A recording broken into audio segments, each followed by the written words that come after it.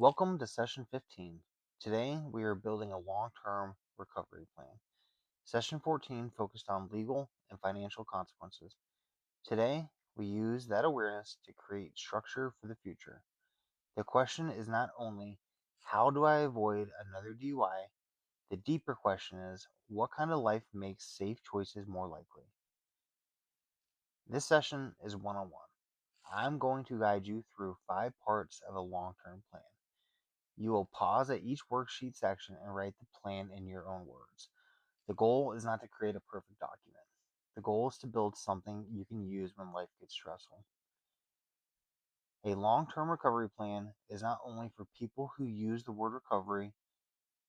In this curriculum, recovery means building a life that supports health, safety, responsibility, and freedom from repeated DUI risk. Some people are working towards sobriety. Some are working on reduced use with strict no driving boundaries. Some are changing routines, relationships, transportation, coping skills, or support. The plan should match your real risk. A plan is different from a wish. A wish says, I hope this never happens again. A plan says, here is what I will do before weekends. When I am stressed, when I am offered alcohol, when I am angry, when I am lonely, when I am around high risk people, and when transportation becomes a problem. Wishes depend on mood.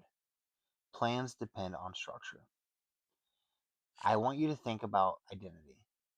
You are not only trying to avoid trouble, you are practicing becoming a safer and more responsible person. That identity is built through repeated behavior, telling the truth, using rides, calling support, following legal requirements, avoiding high risk places, taking medications safely, using coping skills, and choosing temporary inconvenience over danger. As we begin, think about the kind of person you are trying to become, not just what you want to avoid. What kind of life are you trying to build? What do you want to be able to say 1 year from now? What do you want your family, employer, children, partner, friends, or community to see in your behavior over time? The first part of the worksheet is your recovery vision. A vision gives direction. Without a direction, a person may only react to problems. With a direction, the person can ask, does this choice move me toward or away from the life I am trying to build? That question can interrupt risky decisions before they grow. A recovery vision should be personal. It may include being more available to your family, keeping a job, repairing trust, saving money, finishing legal requirements, staying sober, using substances more safely within legal and treatment boundaries, strengthening faith or culture, parenting better, or simply living with less chaos. The important part is that the vision gives you a reason to keep using the plan after the pressure of the program is gone. When the vision is weak, old patterns can feel stronger. When the vision is clear, you can compare choices to the future you want. The question becomes, will this choice help me become the person? Will this choice help me become that person, or will it pull me back towards the same consequences? That question is simple, but it can slow down impulsive decisions. Complete the first worksheet section now. Keep it honest. You do not need to sound dramatic. You need to write something real enough to guide your choices. Pause the video and complete worksheet part 1, My Recovery Vision. Now, we are going to turn the vision into weekly stability. Long-term change is usually not built through one big promise. It is built through repeatable habits. Through this program, you have worked on accountability, impairment education, decision making, triggers, cravings, CBT skills, emotional regulation, coping, support, motivation, myth correction, relapse prevention, and consequence awareness. Session 15 asks, which of those skills will you actually keep using? A stable plan should include health, stability, purpose, and community. Health means taking care of the body and mind. Sleep, food, exercise, medication, safety, emotional regulation, counseling, substance use boundaries, and medical follow up when needed. Stability means routines, safe housing or environment, transportation planning, fewer chaotic situations, and organized responsibilities. Purpose means meaningful activities such as work, school, parenting, faith, culture, service, fitness, hobbies, or goals. Community means supportive people who encourage accountability and safe choices. These areas matter because DUI risk often grows when life becomes unstable. Poor sleep, isolation, boredom, conflict, unpaid bills, ignored appointments, high risk people, and lack of purpose can all increase impulsive choices. The answer is just not try harder. The answer is to build structure that makes safer choices easier. Think about routine as prevention. A regular sleep schedule lowers vulnerability. Eating before emotions become intense helps the body stay steady. A weekly support call makes it easier to call when risk rises. Reviewing the safe driving rule before the weekend keeps the plan fresh. Keeping right apps updated removes one excuse. Organizing court or MVD paperwork reduces anxiety. What is one weekly habit that would support your safety? It does not have to be huge. Maybe it is one meeting, one counseling check in, one workout, one budget review, one call to a support person, one plan for transportation, one review of your relapse plan, or one decision to avoid a high risk place. A useful idea in recovery is recovery capital. Recovery capital means the resources that help a person maintain change. It can include supportive relationships, transportation options, employment, education, stable housing, cultural connection, faith, healthcare, coping skills, counseling, peer support, money management, and hope. The more recovery capital you build, the more support you have when stress increases. You do not need every area to be perfect. Start with small, repeatable steps. Small, consistent actions beat dramatic promises that disappear after a few days. Weekly stability is not about control for the sake of control. It is about protecting your future when motivation is low. Weekly habits should be small enough to repeat on a hard week. A plan that requires perfect energy, perfect support, and perfect motivation is not realistic. A better plan may include one support contact, one transportation review, one coping skill practice, one legal or financial organization step, and one healthy activity. That is not flashy, but it is protective. It can help to attach the habit to a specific time. For example, every Friday before 5 p.m., I review transportation. Every Sunday evening, I review my plan. After every court or probation contact, I call support. Before every event where alcohol may be present, I decide how I will leave. Specific timing makes the habit easier to follow. Complete worksheet part 2 now. Choose practical habits that you can realistically practice each week. Pause the video and complete worksheet part 2, my weekly stability plan. Next, we will plan for future high risk moments. Long term recovery planning must be honest about the fact that risk will show up again. It may show up during weekends, paydays, court reminders, holidays, birthdays, weddings, family conflict, relationship stress, grief anniversaries, loneliness, celebration, or work pressure. Risk does not mean failure. Risk means the plan needs to be used. A helpful question is, what is one high risk situation likely in the next 30 days? Many people make general promises like, I will be careful. General promises are weak under pressure. Specific plans are stronger. A specific plan asks, who will be there? Will alcohol or drugs be present? What emotion may show up? Where will my keys be? How will I leave? Who knows my plan? What will I do if risk increases? A good plan is made while sober and calm, not while impaired, embarrassed, angry, or overwhelmed. If the decision is delayed until after drinking or using, judgment may already be affected. The responsible decision happens earlier, before leaving home, before going to the party, before meeting high risk people. Before taking an impairing medication, before accepting a ride from someone unsafe, and before stress reaches a 10 out of a 10. Use a 30, 60, and 90-day mindset. In the next 30 days, focus on immediate safety, compliance, transportation, and support. In the next 60 days, strengthen routines and boundaries. In the next 90 days, review progress, adjust to aftercare, and prepare for future high-risk events. This helps you move from reacting to planning. Think about one event coming up.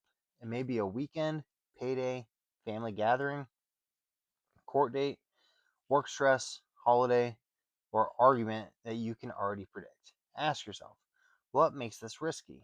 And where can I put in place before it happens? What can I put in place before it happens? Boundaries are important here. A boundary is a protection rule. It may be I do not bring my car to places where alcohol will be present. I do not stay after people begin using. I do not answer certain calls at night. I do not ride with impaired drivers. I do not mix substances with driving. I leave if the plan changes. I tell one safe person where I am going. I call before risk becomes emergency. High risk planning should also include emotional risk. Sometimes the biggest danger is not the event itself, but the feeling that shows up. Anger can say, I do not care. Shame can say, I already messed up. Loneliness can say, go back to old people. Excitement can say, celebrate without limits. A good plan names the emotion before it becomes behavior. If you know an emotion is likely, prepare a response. If anger is likely, plan a timeout and a support call. If loneliness is likely, schedule safe connection.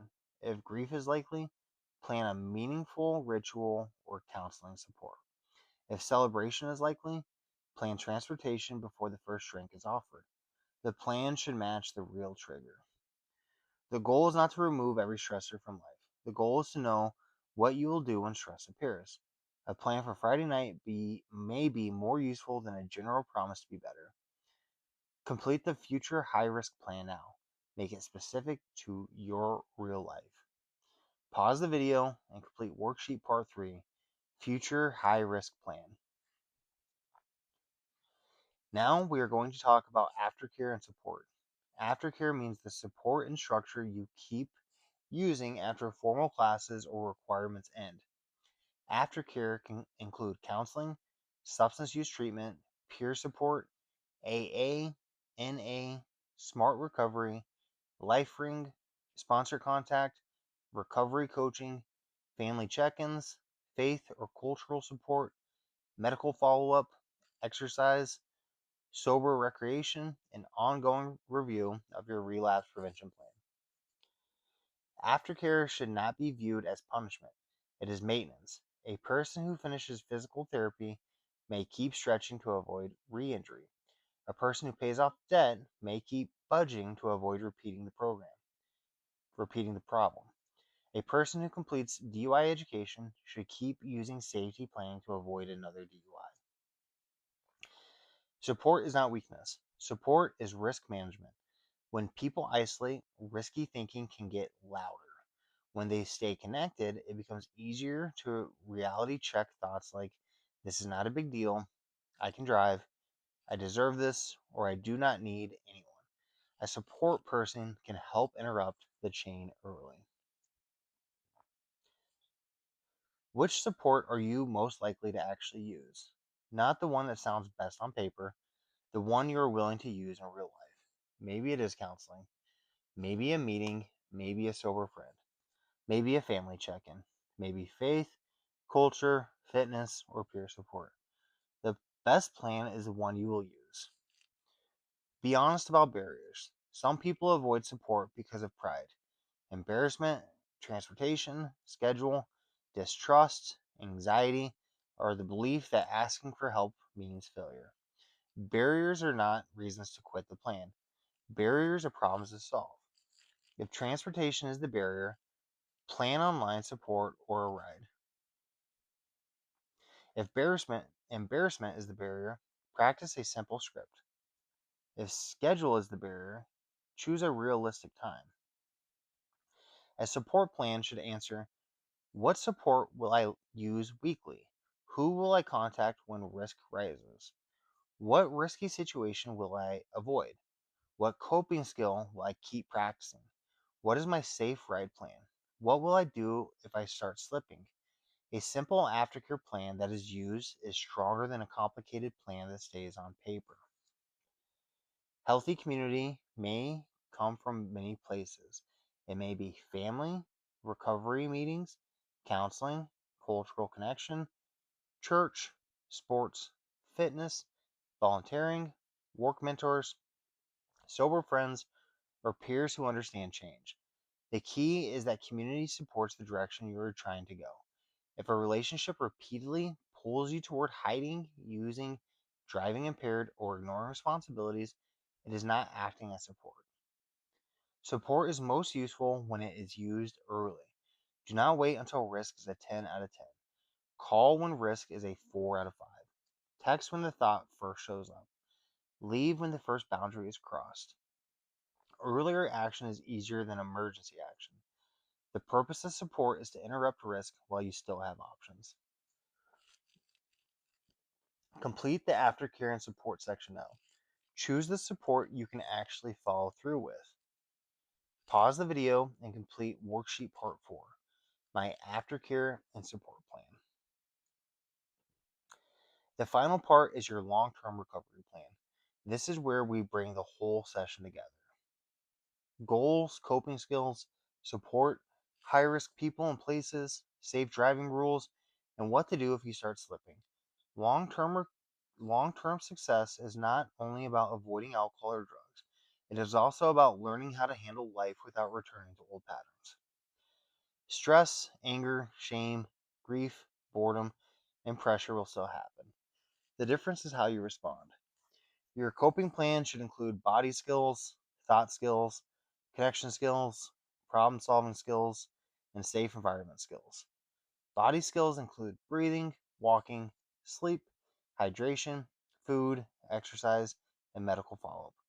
Thought skills include challenging excuses, naming thinking errors, remembering consequences, and returning to values.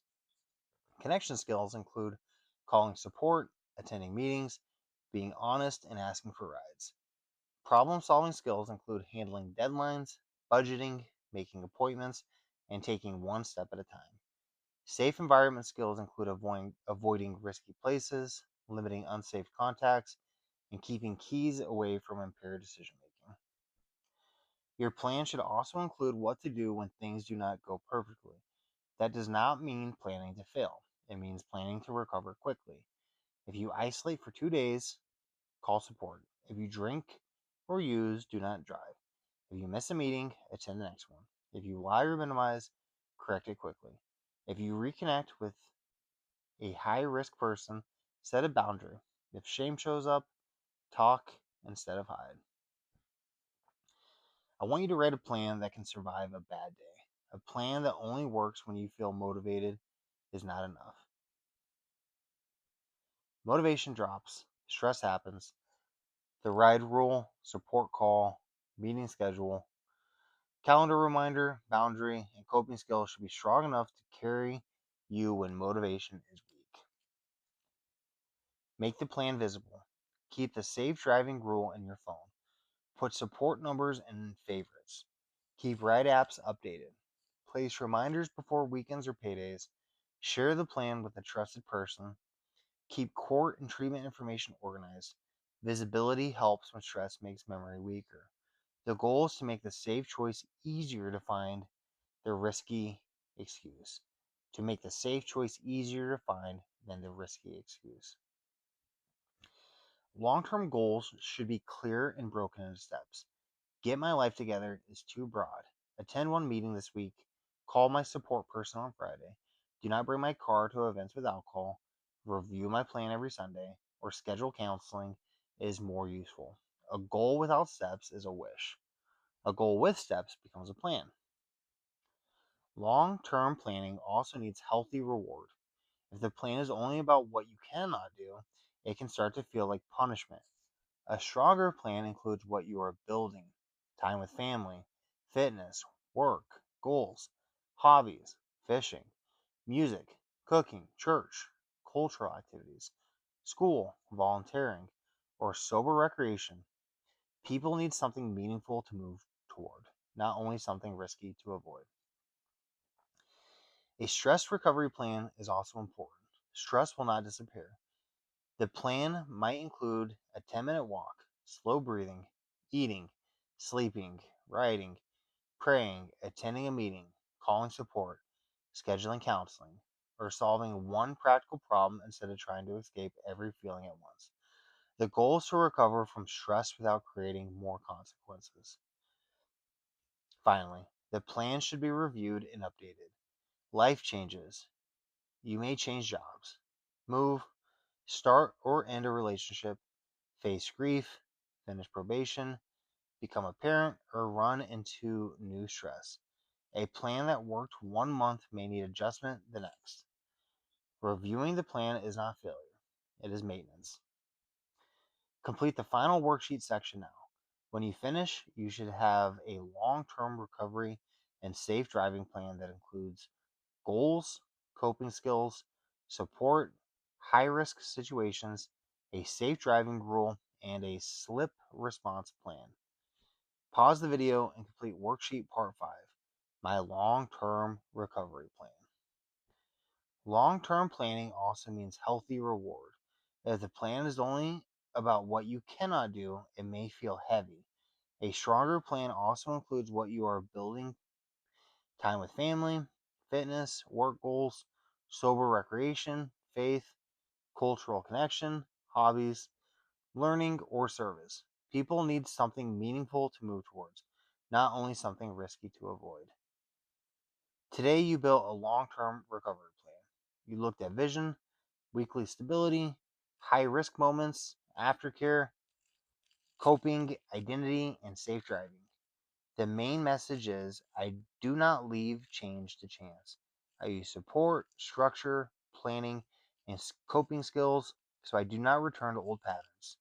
In the next session, you will complete final reflection and graduation planning.